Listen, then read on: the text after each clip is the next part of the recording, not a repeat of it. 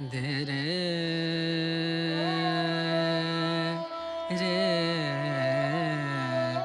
না।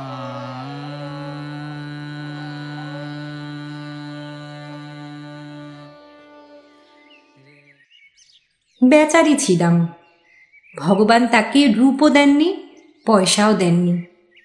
যাতে ছিল সে কুমোর, সারাদিন বসে বসে হাঁড়ি খুঁড়ি গড়াই ছিল তার ব্যবসা।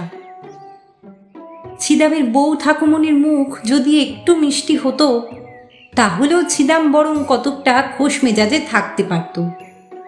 কিন্তু ভগবান তার কপালে সে আরামটুকুও লেখেননি।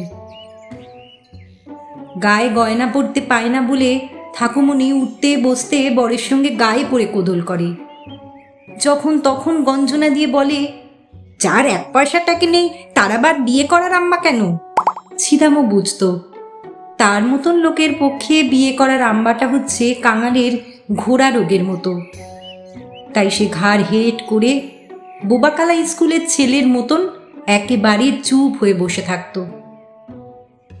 কিন্তু সেদিন তার ভালো মানুষও ঠাকুমনির ধাতে আর সইল না। মুখ বেঁকিয়ে হাত নেড়ে সে বললে, দেখো তুমি এই লক্ষ্মী ছাড়া ব্যবসাটা ছাড়বে কিনা আমাকে আজ স্পষ্ট করে খুলে বলো। ছিদাম আশ্চর্য হয়ে বললে, সে কি বউ, জাদু ব্যবসা ছাড়লে যে পেটে দুটো ভাতও জুড়বে না, তখন করবো কি? ভিক্ষে? বুদ্ধির ছিঁড়ি দেখো না, পোড়া কপাল, ভিক্ষে করতে যাবে কেন? তুমি জ্যোতিষী হবে, লোকের হাত দেখে টাকা আনবে। ছিদাম ভয়ানক চমকে উঠে কপালে চোখ দুটো তুলে বললে, জ্যোতিষী?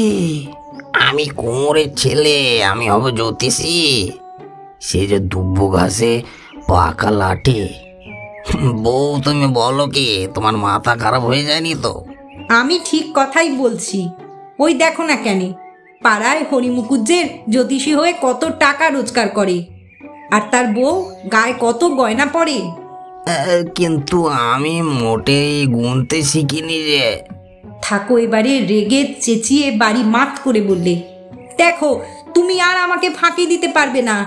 যদি জ্যোতিষী না হও, আমি তাহলে আজকেই বাপের বাড়ি চলে যাব। তখন কে তোমাকে ডাল ভাত 36 তরকারি রেঁধে খাওয়ায় তা দেখে নেব।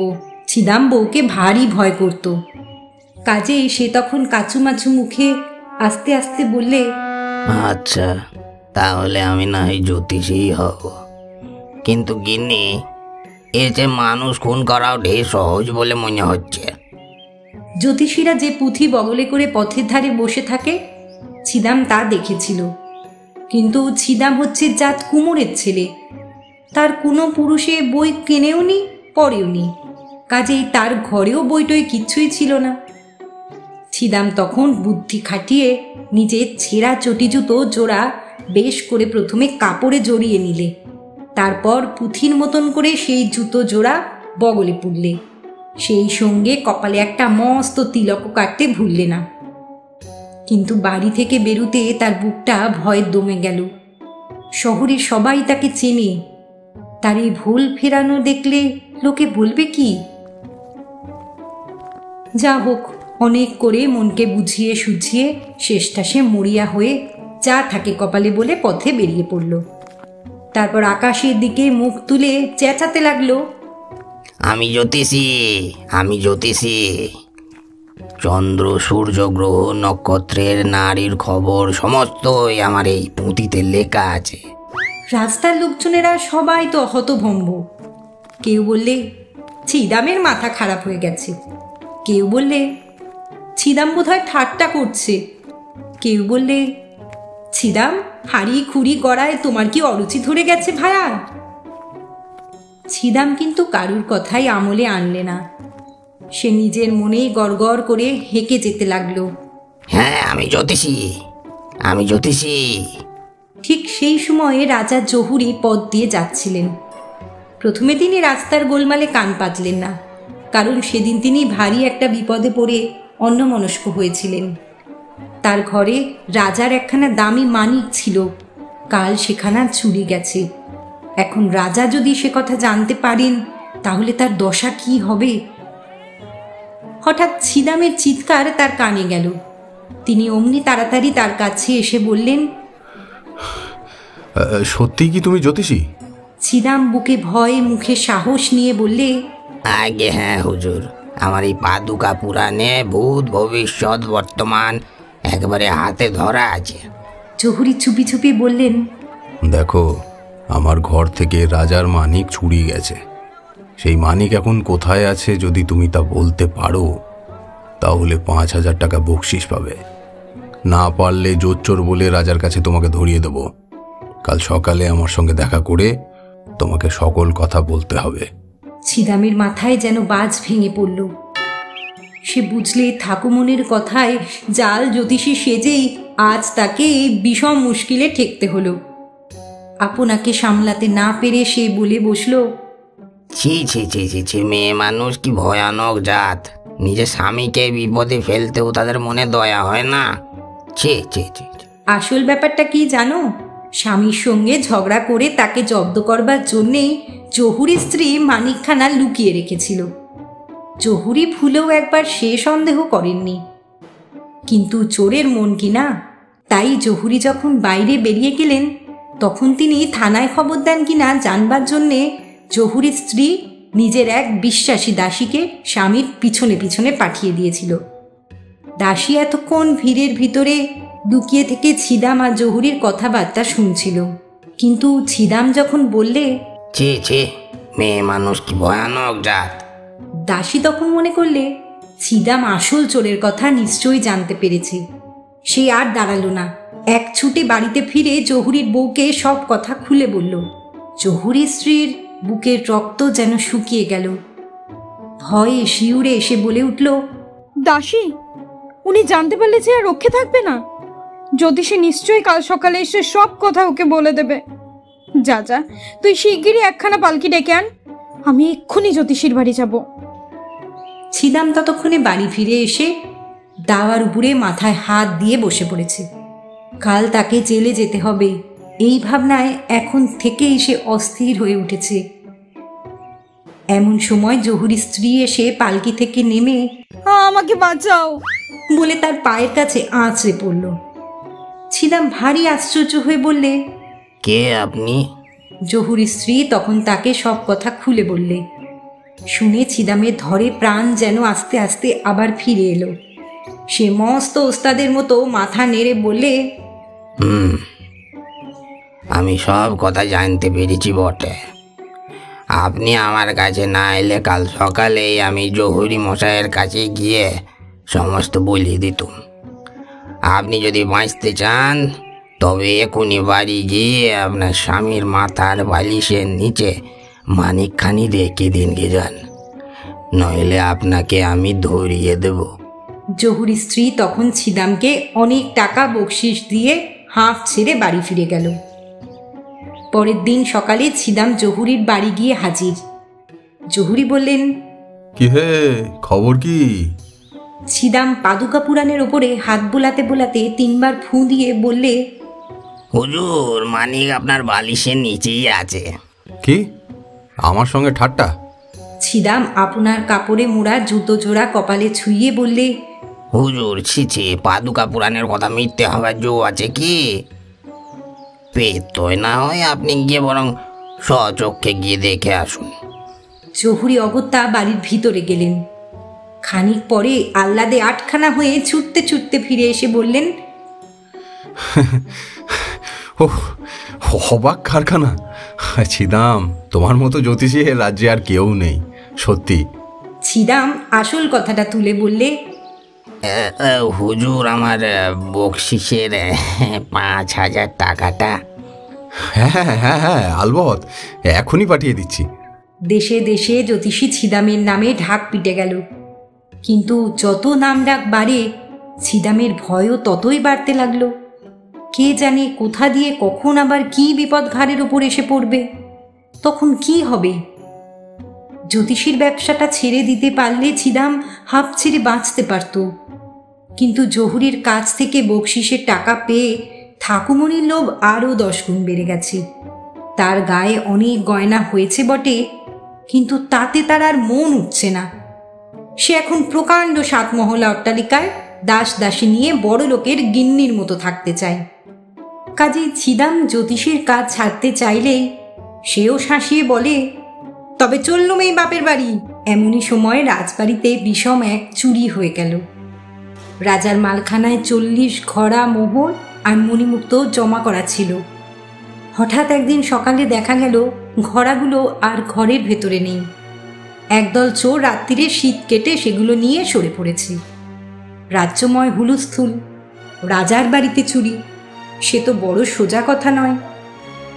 চারিদিকেই সেপাই শান্তি ছুটছে, ধরপাকড় হচ্ছে, কিন্তু আসল চোর ধরা পড়ল না। রাজার মেজাজও রেগে চটাং। শহর কোটাল হাতে মাথা কাটা যার কাজ, সে চোর ধরতে পারলে না বলে রাজার হুকুমে তারই মাথা গেল ঘ্যাঁচ করে কাটা। তারপর মন্ত্রীরও মাথাটি যখন যায় যায় হয়েছে, মন্ত্রী তখন একবার শেষ চেষ্টা করে জোর হাতে বললেন, মহারাজ, শুনেছি শহরের ছিদাম জ্যোতিষীর ভারী হাত যশ, একবার তাকে আনিয়ে দেখলে হয় না? জ্যোতিষে ফতিষে রাজা এক তিলক বিশ্বাস করতেন না, তবু তিনি বললেন, আচ্ছা, এও আর বাকি থাকে কেন, নিয়ে এসো ছিদামকে। খানিক পরেই একদল পাইক ছিদামকে ধরে হিড় হিড় করে টানতে টানতে নিয়ে এলো। সারা পথ বলিদানের পাঠার মতো সে এমন ঠকঠক করে কাঁপতে কাঁপতে এসেছে যে তার বগল থেকে পাদুকা পুরাণখানা কখন কোথায় খসে পড়ে গেছে তা সে টেরও পায়নি। রাজার সম্মুখে এসে ছিদামের ঘটে যেটুকু বুদ্ধি ছিল সেটুকুও গেল উবে। সে একেবারে রাজার দুপা জড়িয়ে ধরে হাউ হাউ করে কাঁদতে কাঁদতে বললে, মহারাজ, মহারাজ, আপনার পাইকরা বিনি দোষে আমাকে ধরে এনেছে। রাজা বললেন, আমার মালখানা থেকে 40 ঘড়া মোহর আর মণিমুক্ত চুরি গেছে, তার খবর কিছু রাখো। ছিদাম ঢোক গিলে বললে, মহারাজ, আমি তো সেগুলো চুরি করিনি, আমাকে ছেড়ে দিতে আজ্ঞা হোক। না, চুরি করনি বটে, কিন্তু তুমি জ্যোতিষী, তোমাকে গুণে চোর ধরে দিতে হবে।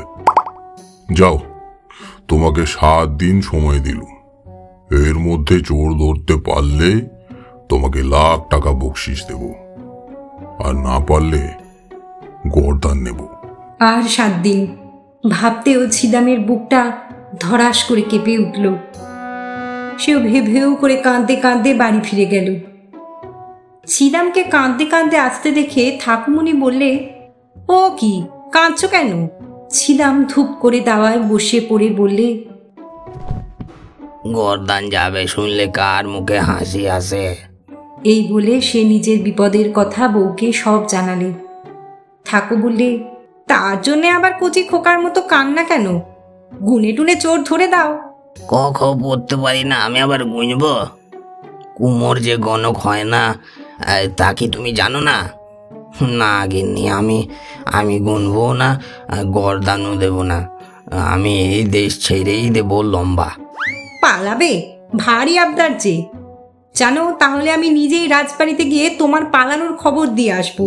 ছিদাম হাল ছেড়ে দিয়ে ফোঁস করে একটা দীর্ঘ নিঃশ্বাস ফেলে বললে, শীতের সিঁদুর যেদিন মুজবে, থান কাপড় যেদিন পরিবে, মাছ চচ্চড়ি যেদিন খেতে পাবে না, সেই দিন তুমি আমার দুঃখ বুঝবে, তাহার আগে না। এদিকে চোরের দল বেজায় মুশকিলে পড়ে গেছে। তারা মোহর আর মণিমুক্ত ভরা ঘড়াগুলো শহরের একটা পচা এঁদো পুকুরের ভেতরে লুকিয়ে রেখেছে, কিন্তু ধরা পড়বার ভয়ে সেগুলো নিয়ে শহর থেকে আর পালাতে পারছে না। তারপর চোরেদের সর্দার যখন শুনলে যে ছিদাম জ্যোতিষীর হাতে চোর ধরবার ভার পড়েছে, তখন ভয়ে তার পেটের পিলে গেল চমকে। সে 7-5 ভেবে দলের একটা লোককে ডেকে বললে, ওহে, আজ সন্ধ্যার সময় তুমি ছিদামের ঘরের পাশে লুকিয়ে থেকে আড়ি পেতে শুনবে আমাদের কথা সে টের পেয়েছে কিনা। সন্ধ্যের সময় একটা চোর গিয়ে ছিদামের ঘরে জানলার পাশে জুজুবুড়ির মতন গা ঢাকা দিয়ে লুকিয়ে দাঁড়িয়ে রইল।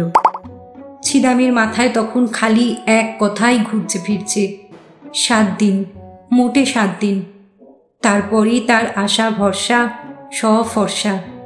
বিশেষ 7 দিনই বা আর কোথায়? 7 দিনের একদিন তো আজকেই ফুরিয়ে গেল বলে। ঠাকুর তাকে জিজ্ঞাসা করলে, কি গো, অতখানি মস্ত হাঁ করে ভাবছ কি? চুরির কথা? ছিদাম গুম হয়ে বললে। তারপর দিনগুলো মনে রাখবার জন্যে দেয়ালে সে খড়ি দিয়ে 7টা দাগ কেটে একটা দাগ মুছে দিয়ে বললে, 7-এর 1 যেতে আর দেরি নেই, বাকি রইল 6।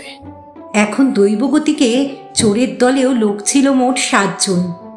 জানলার বাইরে দাঁড়িয়ে চোরটা যখন শুনলে ছিদাম বলছে 7-এর 1 যেতে আর দেরি নেই, তখন সে ভাবলে ছিদাম নিশ্চয়ই গণনা করে তার কথা জানতে পেরে তাকে ধরতে আসছে।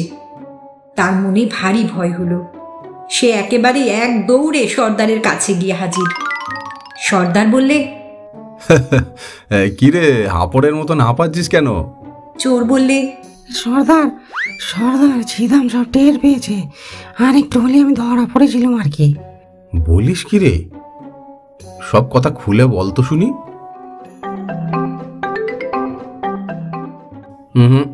আমার বিশ্বাস হচ্ছে না, হয়তো তুই ভুল শুনেছিস। আচ্ছা, কাল তোরা সন্ধ্যের সময় দুজনে মিলে গিয়ে ছিদামের ঘরের পাশে লুকিয়ে থাকবি। পরের দিন সন্ধ্যের সময়ও ছিদাম বিমর্ষ হয়ে ঘরের এক কোণে বসে ভাবছিল আকাশ পাতাল কত কি। থাকো বললে, কি গো, এত ভাবছ, কিনারা কিছু হলো? ছিদাম দেয়ালের আর একটা খড়ির দাগ মুছে দিয়ে বললে, কিনারা আর কি করব, 7-এর 2 যেতে আর দেরি নেই, বাকি রইল 5। যেমনই এই কথা শোনা, ছিদাম ধরতে আসছে ভেবে অমনি চোর দুজনও সে মুল্লুক ছেড়ে দে চম্পট। সেদিনও সর্দারের মনে ধোকা গেল না। বললে, এতগুলো টাকা কি ফস করে ছাড়া যায়? আর একবার দেখা যাক। কাল তোরা 3 জনে যাবি। সেদিনও ওই ব্যাপার। সর্দার শুনলে যে ছিদাম বলছে 7-এর 3 যেতে আর দেরি নেই, রইল বাকি 4। আতঙ্কে সর্দারের অমন যে মোটা সোটা নাদুস নুদুস ভুঁড়ি, তাও চুপসে হয়ে গেল এতটুকু। সে কাঁপতে কাঁপতে বললে, বাবারে বাবা, প্রাণ থাকলে অমন টাকা ঢের রোজগার করতে পারবো। চলো ভাই সব, আমরা ছিদামের পায়ে ধরে মাপ চাইকে চল। ছিদাম সেই দিন থেকেই শয্যা নিয়েছে। সে বুঝল আর তার বাঁচবার কোনো আশাই নেই। অনেক রাত্রে হঠাৎ সদর দরজায় কড়া নাড়ার শব্দ হলো। উফ, মরছি নিজের জ্বালায়। এত রাত্রে আবার কড়া না রেখে বাবু। কিন্তু দরজা খুলেই ছিদাম দেখে সামনেই কালো মুস্কো 7-7টা ষণ্ডা চেহারা। সে আঁতকে চেঁচিয়ে উঠল, ওরে বাপরে, ডাকাত! চৌকিদার! কিন্তু চোরেরা 7 জনই একসঙ্গে ছিদামের পা জড়িয়ে ধরে বললে, এই ছিদাম বাবু, দোহাই আপনার, চৌকিদার ডেকে আমাদের ধরিয়ে দেবেন না, আমরা আপনার কাছে মাপ চাইতে এসেছি।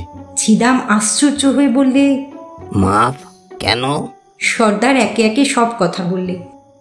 ছিদাম যেন আকাশ থেকে পড়ল, কিন্তু মনের ভাব লুকিয়ে বুক ফুলিয়ে সে কড়া সুরে বললে, তবে রে শয়তানের দল, আমি ছিদাম জ্যোতিষী, ছি পাদুকা পুরাণের আগাগোড়া আমার মুখস্থ, আমার সঙ্গে চালাকি? বল, শিগগির বল, ঘোড়াগুলো কোথায় লুকিয়ে রেখেছিস?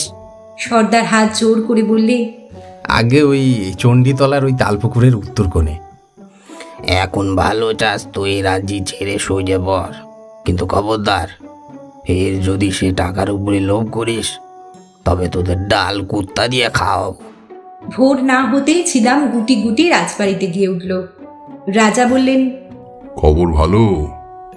আজ্ঞে না মহারাজ, এ কদিন অষ্টপ্রহর ছি পাদুকা পুরাণ ঘেঁটে আমি বুঝলাম যে এ যাত্রা আপনি একসঙ্গে চোর আর চোরাই মাল 2 পাবেন নে।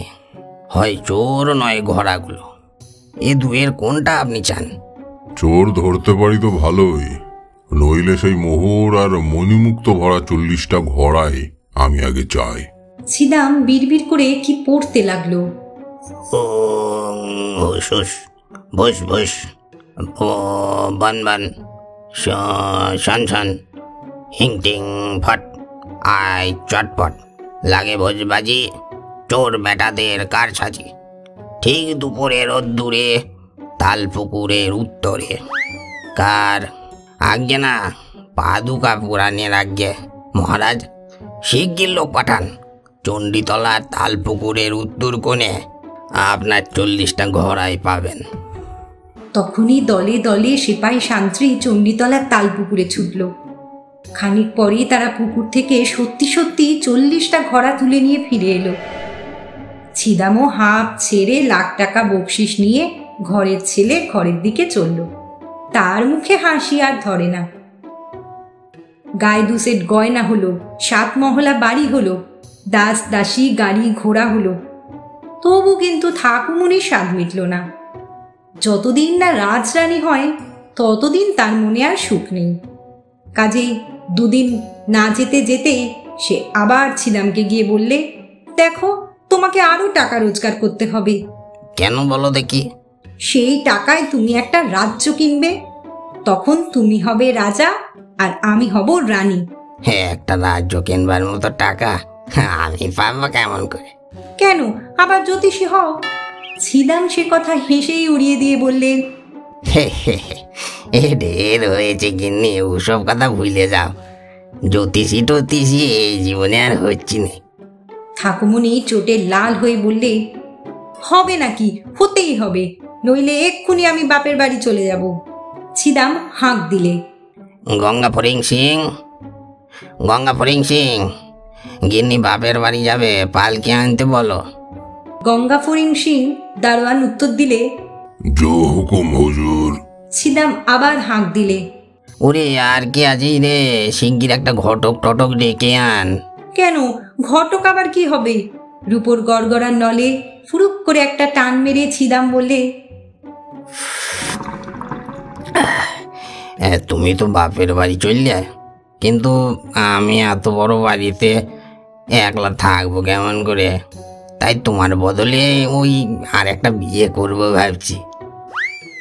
না না, আমি ঘাট মানছি, আর কখনো বাপের বাড়ি যেতে চাইবো না।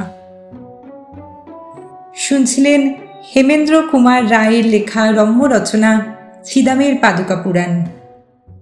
গল্পটি সংগৃহীত হয়েছে হেমেন্দ্র কুমার রায় রচনাবলীর 6ষ্ঠ গ্রন্থটি থেকে। গল্প পাঠে আমি তানিয়া, ঠাকুমনির চরিত্রে তানিয়া, জহুরির স্ত্রীর চরিত্রে চন্দনা, ছিদাম, মহারাজ, জহুরি, চোরের সর্দার ও অন্যান্য চরিত্রে ইমরান, আবহ ও সম্পাদনায় ইমরান।